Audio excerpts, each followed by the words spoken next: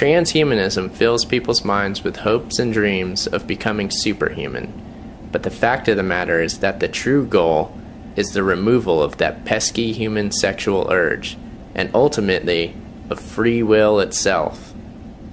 Post-humanity will be a new human which has been genetically engineered and brain-chipped for total control. Julian Huxley couldn't have said it better himself, but let's not forget Julian's brother, Aldous Huxley, author of Doors of Perception and A Brave New World. In 1962, he gave a lecture at the UC Berkeley, in which he clearly laid out the vision of this planned future society.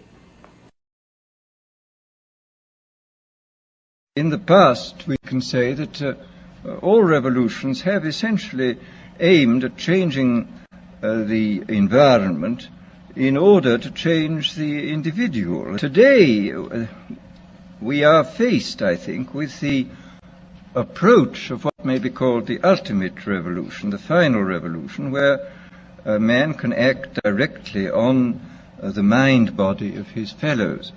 The nature of the ultimate revolution with which we are now faced is precisely this, that we are in process of developing a whole series of techniques which will enable the controlling oligarchy, who have always existed and presumably always will exist, to get people actually to love their servitude. This is seems to me the ultimate in malevolent revolution, shall we say.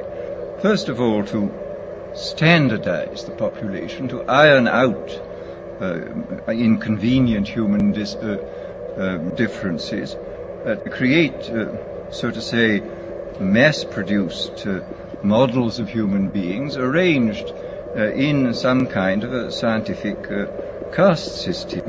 A number of the predictions which were purely fantastic when I made them 30 years ago have come true or seem in process of coming true, not through terror, but through making life seem much more enjoyable than it normally does. Enjoyable to the point where, as I've said before, human beings come to love a state of things which by any reasonable and decent human standard they ought not to love. And this, I think, is perfectly possible. One of the more recent developments in the sphere of neurology, the implantation of electrodes in the brain. This, of course, has been done on a large scale. The behavior of rats with electrodes planted in different centers. The technique was that they had a bar which they pressed and which stimulated this pleasure center, which was evidently absolutely ecstatic, because these rats were pressing the bar 18,000 times a day.